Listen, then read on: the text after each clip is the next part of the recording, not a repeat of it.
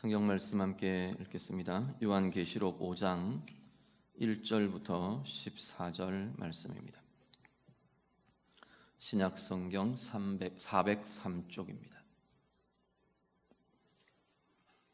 요한계시록 5장 1절부터 14절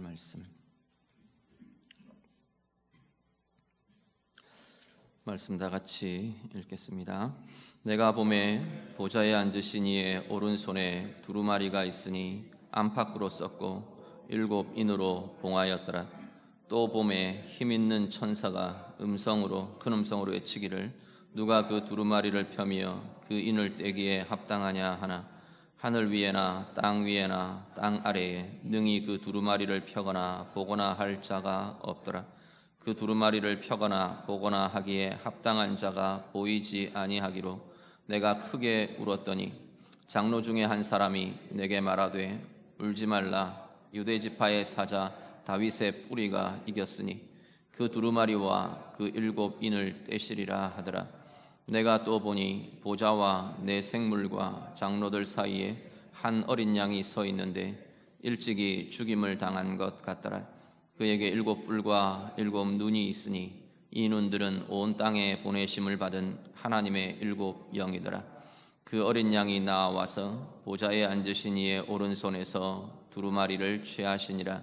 그 두루마리를 취하심에 내 생물과 24장로들이 그 어린 양 앞에 엎드려 각각 검은고와 향이 가득한 금 대접을 가졌으니 이 향은 성도의 기도들이라. 그들이 새 노래를 불러 이르되 두루마리를 가지시고 그 인봉을 떼기에 합당하시도다. 일찍이 죽임을 당하사 각 족속과 방언과 백성과 나라 가운데에서 사람들을 피로 사서 하나님께 드리시고 그들로 우리 하나님 앞에서 나라와 제사장들을 삼으셨으니 그들이 땅에서 왕 노릇하리로다 하더라.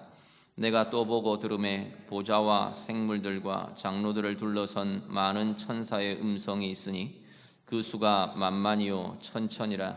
큰 음성으로 이르되 죽임을 당하신 어린 양은 능력과 부와 지혜와 힘과 존귀와 영광과 찬송을 받으시기에 합당하도다 하더라. 내가 또 들으니 하늘 위에와 땅 위에와 땅 아래와 바다 위에와 또 그 가운데 모든 피조물이 이르되 보좌에 앉으신 이와 어린 양에게 찬송과 존귀와 영광과 권능을 세세토록 돌릴지어다 하니 내 생물이 이르되 아멘 하고 장로들은 엎드려 경배하더라. 아멘.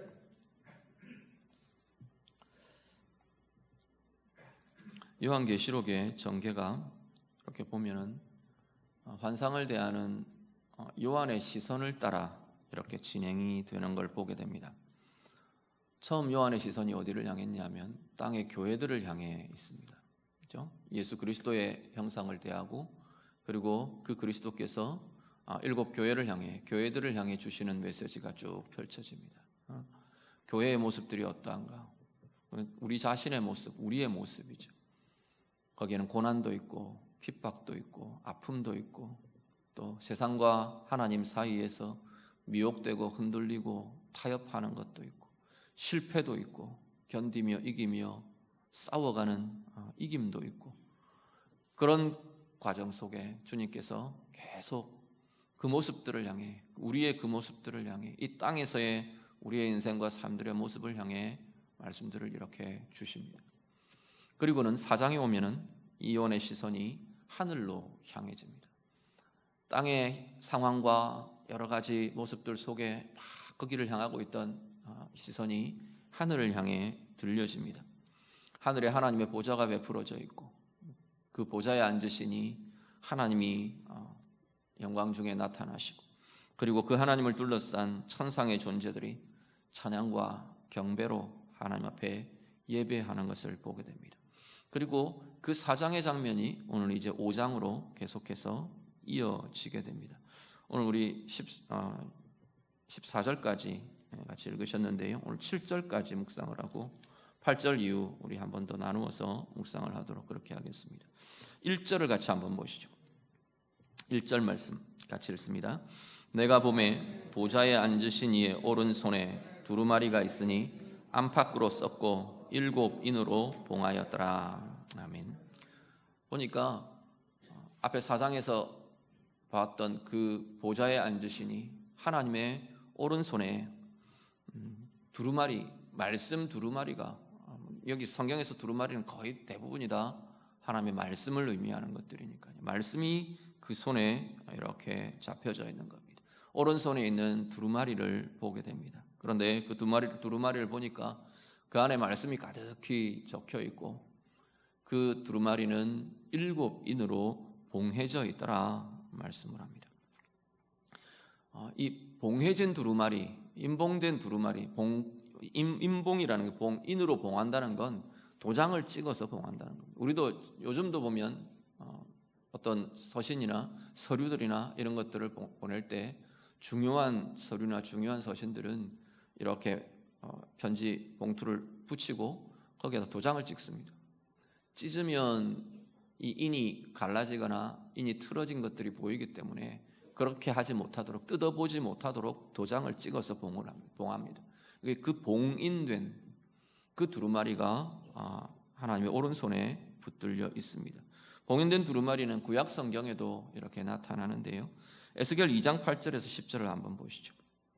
에스겔 2장 8절에서 10절 말씀 같이 읽습니다. 너 인자야, 내가 네게 이르는 말을 듣고 그 패역한 족속같이 패역하지 말고 내 입을 벌리고 내가 네게 주는 것을 먹으라 하시기로 내가 보니 보라 한 손이 나를 향하여 펴지고 보라 그 안에 두루마리 책이 있더라. 그가 그것을 내 앞에 펴시니 그 안팎에 글이 있는데 그 위에 애가와 애곡과 재앙의 말이 기록되었더라. 아멘. 두루마리로 표현되는 말씀이 에스겔에도 이 두루마리 형태의 말씀이 선지자에게 주어지고 보여지고 펼쳐지고 하는 것들이 계속 나옵니다. 그런데 하나님께서 이 에스겔에게 이 두루마리 말씀을 네가 집어서 먹으라 그렇게 말하세요. 그런데 그 두루마리 말씀을 보니까 그 안에 말씀이 가득히 적혀 있는 겁니다. 그런데 그 안의 내용들은 10절에 보면은 애가와 애곡과 재앙의 말이 기록되어 있더라 말씀을 합니다. 지금 에스겔 2장의 시점에서는 보면 예루살렘을 향한 하나님의 아픔과 그들의 죄악과 그들의 불의에 대한 하나님의 심판과 이 말씀을 지금 이 두루마리에 적혀 있는 그 말씀을 에스겔에게 주시며 받아 먹으라 라고 지금 말씀을 하고 계시는 겁니다. 마찬가지로요, 사실 계시록의 이 두루마리도 그 뒤에 이제 봉인이 떼어지면서 쭉 이제 6장 7장 뒤로 가면서 이제 쭉 그 이야기들이 나올 텐데 봉인이 떼어지면서 그 속에 있는 말씀들이 선포되고 실행되고 행해지는 모습들이 쭉 나옵니다. 그런데 그 안에 행해지는 내용들을 보면 결국 이 임봉된 말씀, 두루마리의 말씀의 내용은 뭐냐면 두 가지입니다. 하나는 심판이고 하나는 구원의 메시지가 말씀이 들어있는 것을 보게 됩니다. 죄악 세상에 대한 심판의 말씀과 그리고 하나님의 교회와 하나님의 백성들에 대한 구원의 말씀이 지금 이 임봉된 말씀으로 하나님의 손에 들려져 있습니다. 봉인된 말씀으로 나타나 있는 겁니다. 자, 요한과 교회의 입장에서 이 초대교회, 이 당시 교회의 입장에서 다시 한번 보시죠. 지금 그들의 현실은 교회를 핍박하며 하나님을 대적하며 자기들을 위협하며 고난과 핍박 가운데 있으면서 그들을 대적하고 핍박하는 이 로마 제국을 비롯한 세상의 권력, 세상의 권세 앞에서 때로는 두렵고 때로는 염려하고 때로는 전전긍긍하며 지금 그들의 신앙 생활들을, 신앙의 삶들을 이어가며 그렇게 하나님의 긍휼을 구하고 지금 은혜를 구하고 있는 그런 상황입니다. 그런데요, 하나님의 손에 무엇이 들려 있느냐면 이 죄악 세상을 깨고 심판하실 하나님의 심판의 역사가 그 손에 지금 들려 있는 겁니다. 이게 펼쳐지면 이 심판의 하나님의 행하심이 드러나고 지금 나타나게 되는 그런 상황인 겁니다. 그리고 또 한 가지가 이 핍박받는 교회와 하나님의 백성들과 하나님의 자녀들을 향한 하나님의 보호와 하나님의 구원이 그 말씀 속에 지금 들려져 있는 겁니다. 이게 지금 봉인되어서 하나님의 손에 들려져 있습니다. 봉인된 말씀은요, 다니엘서 한번 보시죠. 다니엘서 12장 9절과 10절 말씀. 다니엘서 12장 9절에서 10절 같이 읽습니다. 그가 이르되 다니엘아 갈지어다. 이 말은 마지막 때까지 간수하고 봉함할 것임이니라. 많은 사람이 연단을 받아 스스로 정결하게 하며 희게 할 것이나 악한 사람은 악을 행하리니 악한 자는 아무것도 깨닫지 못하되 오직 지혜 있는 자는 깨달으리라. 아멘. 다니엘에게 이 봉인된 말씀, 사실 다니엘이나 에스겔을 구약의 묵시 이렇게 많이 부릅니다. 다니엘은 앞부분은 다니엘과 이 바벨론 제국 중심에서 살아내던 다니엘의 생애와 그에 대한 이야기들이, 스토리들이 쭉 나오고요. 다니엘 후반부는 묵시로 이루어져 있습니다. 에스겔도 다양한 환상 중에 하나님께서 보여주시는 예루살렘의 멸망을 앞두고 또 하나님 백성들의 회복을 하나님이 선포하시며 계획하시며 주시는 묵시의 장르 같은 부분들이 계속해서 나타나기 때문에 이런 표현들로 많이 쓰여집니다. 특히 다니엘 뒷부분 같은 경우는 굉장히 계시록과 유사한 장면들을 하나님께서 이렇게 대응시키시는, 그래서 에스겔을 계시록을 풀 때 다니엘과 함께 이렇게 병행해 가면서 이렇게 볼 수 있는 그러한 부분들을 많이 보게 해주시는 걸 봅니다. 다니엘 12장에 다니엘에게 하나님께서 주시는 말씀들을 이야기하면서 군데군데에서 이 임봉한 말씀, 봉함한 말씀에 대한 이야기를 합니다. 앞부분에는 다니엘을 보고 네가 봉함해라 이렇게 말하시고 12장 9절에 오면 이 봉함함 간수하고 마지막 때까지 간수하고 봉함해야 한다, 이 말을 이렇게, 이 말씀을 그렇게 간직하라 라고 말씀을 합니다. 봉함하고 봉해지고 이렇게 봉함된 이 말씀의 의미는 하나는 뭐냐면 때가 될 때까지 실행되지 않는다는 의미에서 봉해진 말씀입니다. 하나님의 때에 하나님이 주신 권세를 가지시니까 실행하고 펼치게 할, 그러니까 그때까지는 닫혀 있는 것, 그때까지는 행해지지 않고 그때까지는 숨겨져 있고 그때까지는 덮여 있는, 그래서 봉함되어 있다, 봉인되어 있다 말하는 거고요. 또 한편으로는 열려 있는 말씀인데, 하나님께서 열어놓은 말씀인데, 형태로는 열어놓은 말씀인데 사람들이 깨닫지 못하고 받아들이지 못한다는 의미에서 봉해진 말씀이 되기도 합니다. 지금 다니엘 12장 9절 10절도 보면요, 9절에 봉함해서 간직해라 그래 놓고는 10절에 뭐라 그러냐면 많은 사람들이 연단을 받고 스스로 정결하고 희게 되어야 될 것이다. 그런데 악한 사람들은 악을 행하며 결국 깨닫지 못하고 보지 못하고 그렇게 될 거라는 겁니다. 오직 지혜 있는 자들, 하나님의 지혜를 가진 자들만 볼 수 있고 깨닫게 될 거다라고 말씀을 합니다. 그러니까 때에 대해서, 하나님이 때에 대해서 덮어놓고 기다리게 하는, 이 때가 오도록, 때가 차도록 묶어놓고 봉인한 이런 의미들이 하나 있고요. 또 하나는 사람들 입장에서 볼 수 없고 깨달을 수 없어서 그 말씀이 그들 가운데 영향으로, 힘으로 나타나지 않는 이러한 의미도 있는 것을 보게 됩니다. 이사야 29장에 가면 이 후자의 의미를 더 강하게 이야기합니다. 29장 11절 12절 보면요, 모든 계시가, 하나님의 모든 말씀 자체가 사실은 봉해진 말씀이다, 봉한 책의 말씀처럼 되어 있다라고 이사야가 말씀을 합니다. 왜냐하면 믿음이 없는 사람에게 또는 성령으로 들을 수 없는 이들에게는 이 말씀은 들려지지도 깨달아지지도 경험되지도 않는다는 겁니다. 이사야 29장 11절 12절 쭉 뒤에 가면 하나님께서 이사야를 통해 말씀을 전하시는데, 말씀을 하게 하시는데, 말씀을 내어놓으시는데 사람들이 이렇게 말한다는 겁니다.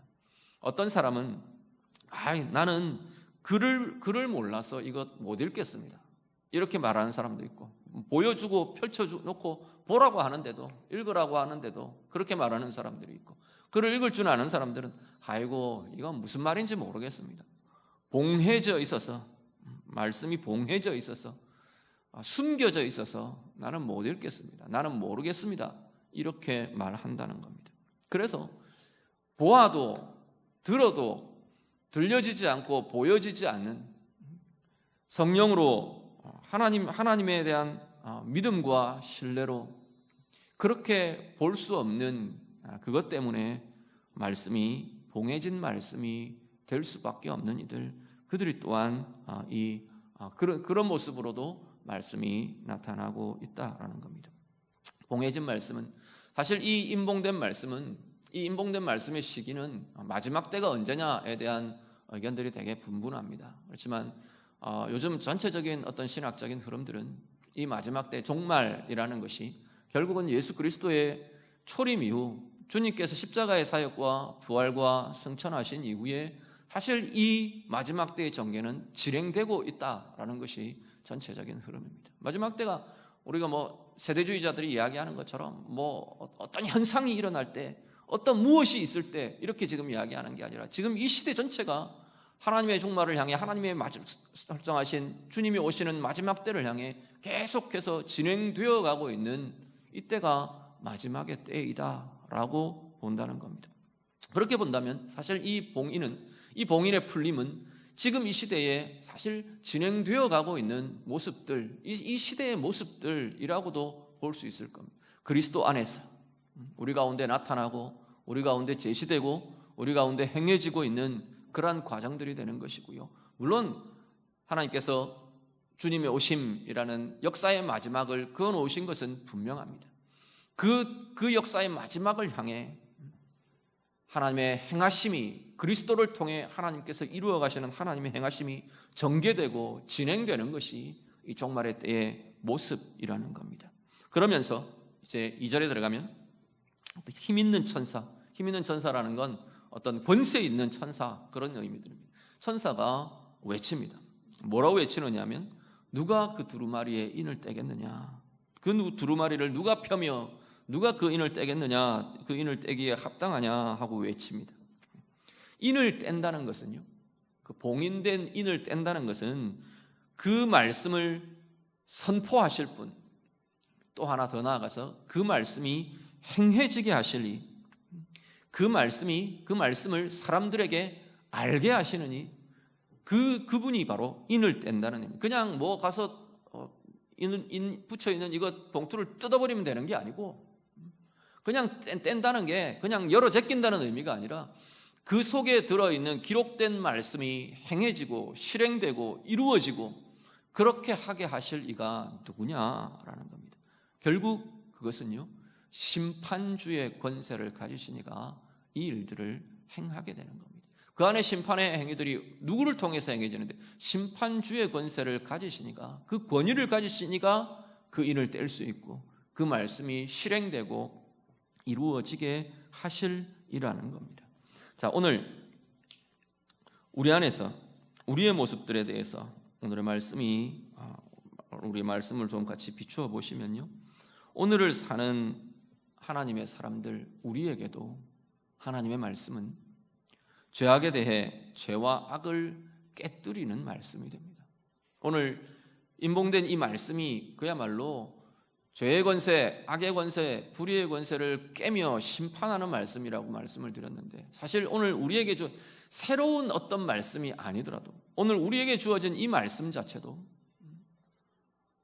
이 세대 가운데에서 우리는 이 말씀이 죄의 권세를 깨뜨리고 불의를 깨뜨리고 어둠을 깨뜨리고 우리 가운데 묶이게 하는 두려움과 죄의 결과들을 깨뜨리고 이기게 하시는, 그것들을 깨는 말씀이 바로 오늘 우리에게 주어진, 우리가 붙들고 있는 이 말씀의 권세이기도 하다는 겁니다.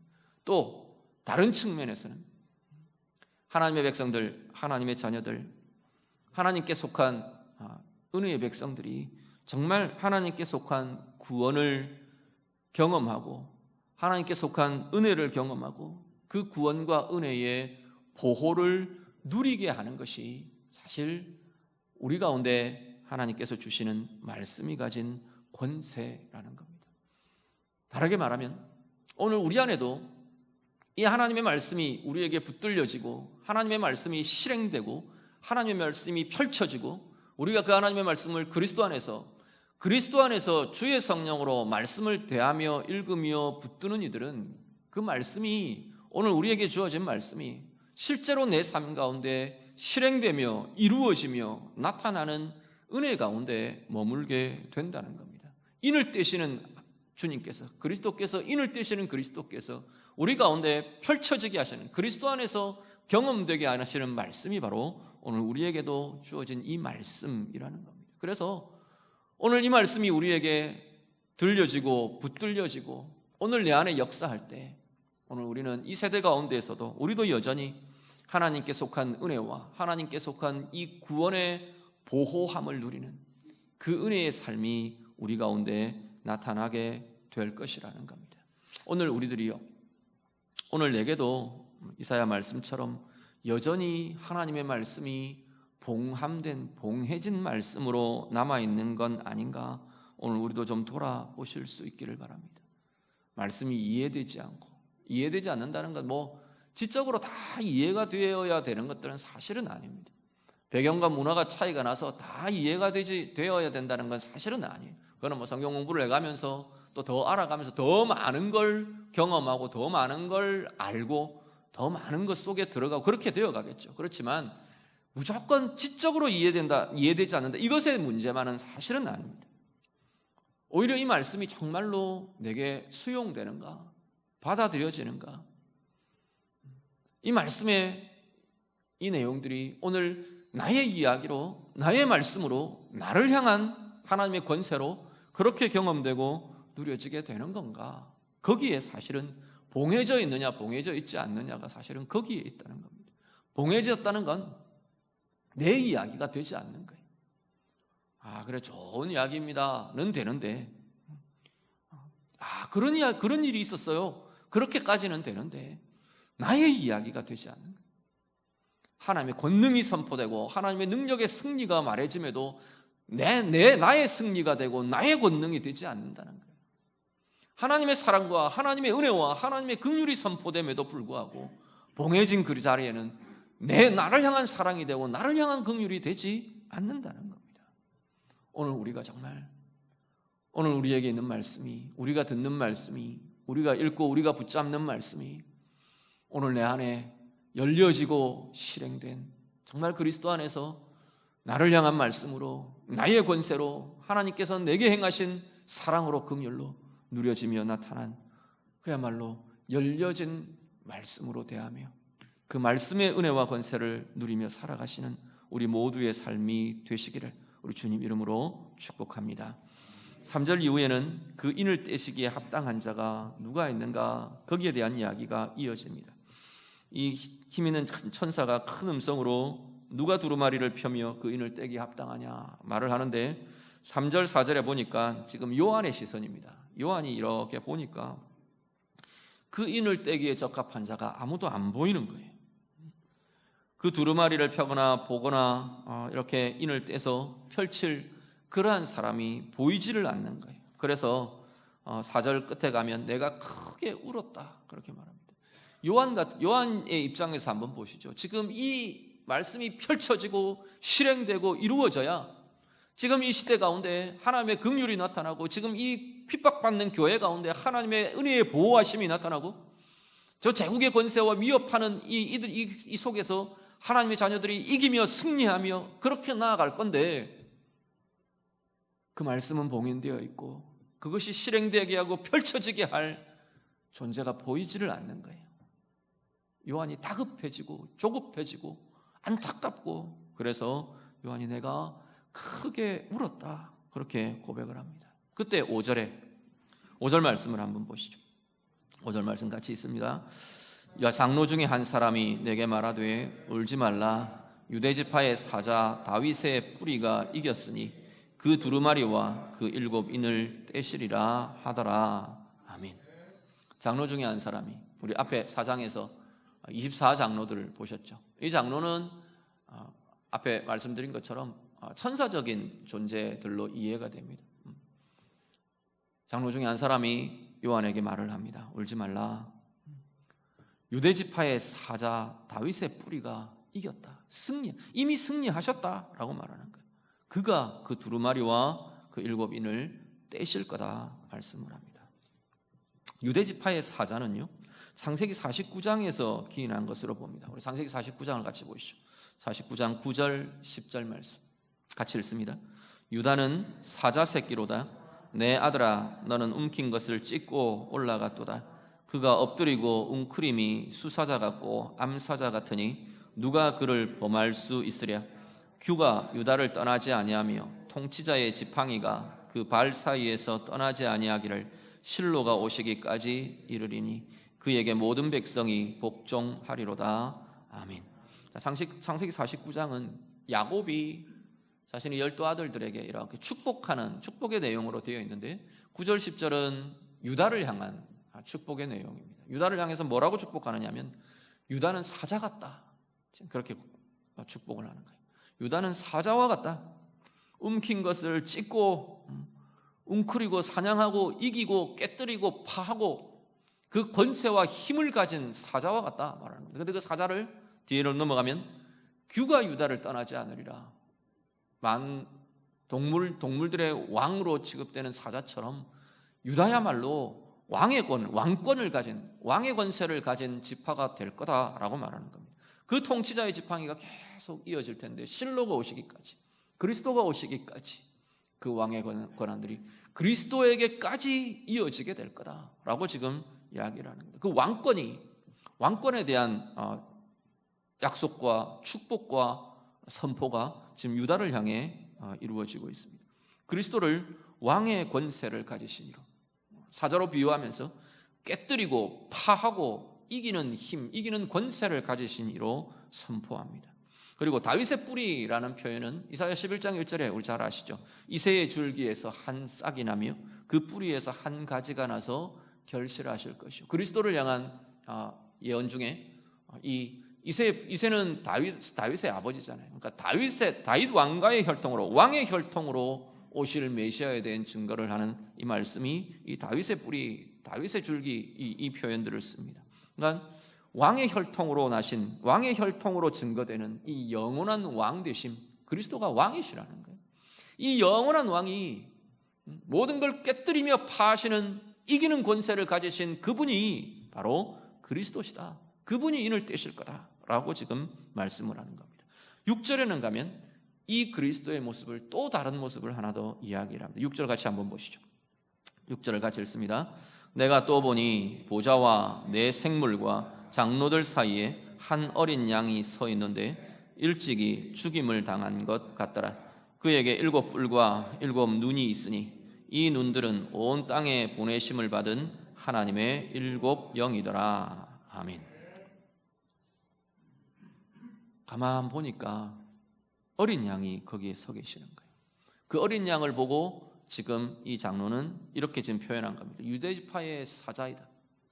다윗의 뿌리인 분이다. 이분이 모든 걸 이기셨다. 그가 두루마리와 인을 떼실 거다. 그랬는데 그를 쳐다보니까 어린 양이신 거예요. 어린 양이 서 있는데 어린 양의 모습이 어떤 모습이냐면 죽임을 당한 것 같더라. 죽임을 당한 영원한 흔적을 갖고 있더라라는 거예요. 예수님 부활하신 예수님이 제자들에게 나타나셨을 때 도마라는 제자가 그랬죠. 내가 예수님 그 못자국에 손 넣어보고 옆구리에 창자국에 내가 손 넣어보고 손가락 넣어보고 손 넣어보고 그러지 않고는 내가 못 믿는다 그랬어요. 그랬더니 예수님이 정말로 도마에게 나타나셔서 자 해봐라 그러셨어요. 손에 못자국으로 손을 만져보고 옆구리에 창자국에 손을 넣어보고 그렇게 하게 하셨어요. 자, 부활의 주님이 사실 부활의 몸은 완전한 몸이라고 하는데 창자국과 못자국은 흠집이잖아요. 흠이잖아요. 완전하지가 않는 거잖아요. 그 영원한 자국을 일부러 몸에 가지고 나타나시는 거예요. 가지고 계시는 거예요. 그런 비슷한 모습인 것 같아요. 죽임을 당하셨던 그 흔적을 갖고 있는 어린 양이 지금 하나님의 보좌 앞에 서 있는 거예요. 그 어린 양이 가서 그 두루마리를 받아들고 인을 떼기 시작하시는 거예요. 십자가의 죽으심에 영원한 흔적을 가지신 그분이 바로 우리의 그리스도시고 어린 양의 모습이십니다. 앞에 부분과 다시 연결을 하면요, 어떤 거냐면 그분은 사자의 권능을 갖고 계시는 분이에요. 대적을 찢고 깨뜨리고 파하고 이기는 권세가 있으신 분이에요. 그렇죠? 그리고 그 모든 것들 왕의 권세로 모든 것들을 주관하고 명령하고 선포하고 되게 하시는 주권자의 권세를 가지신 분이 바로 주님이세요. 그런데 그 주님은 철저히 아무 힘도 없는 무력한 모습으로 철저한 낮아짐과 철저한 복종과 철저한 희생의 길을 가신 십자가에서부터 이기는 권능과 깨뜨리는 힘과 온전하신 그 주님의 다스리시는 주권이 그 십자가에서부터 나오더라는 겁니다. 빌립보서 2장에 가면 그 십자가에 죽으신 그리스도를 하나님 아버지께서 들어 올리십니다. 그에게 모든 머리가, 모든 무릎이 그 이름 앞에 꿇게 하시는 영원하고 온전한 주권을 십자가의 죽으심을 당한 그 그리스도께 하나님께서 그 주권을 부여하고 계시는 겁니다. 십자가가 그 권세로 이어지는 겁니다. 십자가가 깨뜨리며 파하며 이기는 권세로 이어지고 있는 겁니다. 오늘 우리의 삶도 무관하지 않습니다. 오늘 우리의 삶도요, 우리는 내가 힘을 가지면 강한 자가 되고, 내가 어떤 지위를 가지면 힘 있는 자가 되고, 내 뜻대로 되고, 내 뜻대로 다른 사람들을 부릴 수 있고 이끌 수 있고, 그렇게 생각할 수 있을 겁니다. 세상의 기준은 그럴지 모르겠어요. 그렇지만 하나님의 원리는, 우리 주님의 원리는 뭐냐면 십자가의 길을 가는 이들이 정말로 모든 것을 깨뜨리는 힘을 갖는다는 겁니다. 십자가의 길, 주님의 십자가를 따르는 그 삶이야말로 모든 것을 이기는 힘을 갖게 된다. 이기는 능력이 그 십자가에서 나온다고 성경은 지금 말씀하고 있는 겁니다.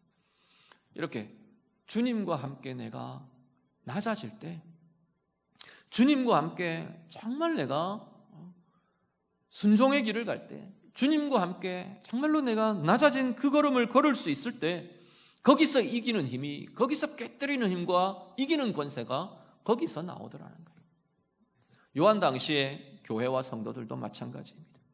제국의 권력 앞에 정말 덧없이 죽고 쓰러져 가는 것 같은 게 그 당시의 순교자들의 모습이었어요. 아무 힘도 없이 죽이면 죽임당하고, 때리면 얻어맞고, 쫓으면 쫓기고, 그러는 것, 정말로 무기력하고 아무 힘도 없는 것 같아 보이는 것이 그 당시의 성도들이었어요. 교회였어요. 주님의 십자가의 모습이 그렇지 않았나요?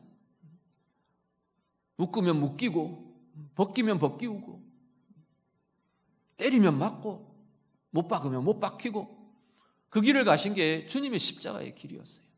주님의 십자가처럼 주님의 진리를 품고 생명을 품고 은혜와 긍휼을 품고 세상에 대한 하나님의 사랑을, 하나님의 안타까움을 품고 묵묵히 십자가의 길을 걸어가는 그들이 그 순간에는 패배자 같아 보였고, 그 순간에는 무력한 자 같아 보였고, 그 순간에는 비천한 자 같아 보였는데, 세월이 지나면서 그들이야말로 진정한 승리자로 나타나더라는 거예요.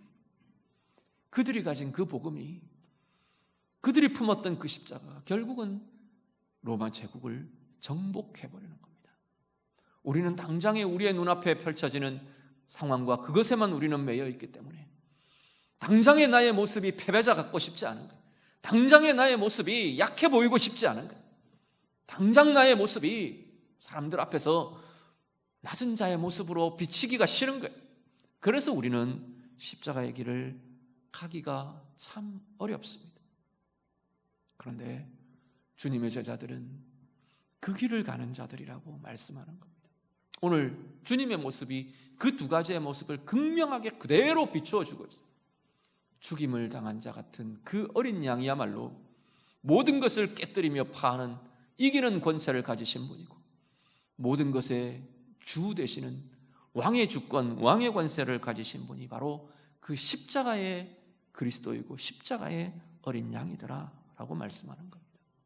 오늘 우리의 삶이 바로 주님의 십자가를 따라가며 주님의 십자가의 길을 함께 가며 주님과 함께 낮아짐의 길을 가고, 주님과 함께 희생의 길을 가고, 주님과 함께 겸손의 길을 가며 주님이 가지신 정말 진리가 이기는 힘, 생명이 이기는 힘, 하나님의 의가 악을 깨며 불의를 깨며 진리가 거짓을 깨며 생명이 죽음과 죄와 모든 묶임들을 깨뜨리며 파하는 그 승리와 그 권세를 우리도 누리며 나아가시는 은혜의 삶들이 다 되시기를 간절히 바랍니다.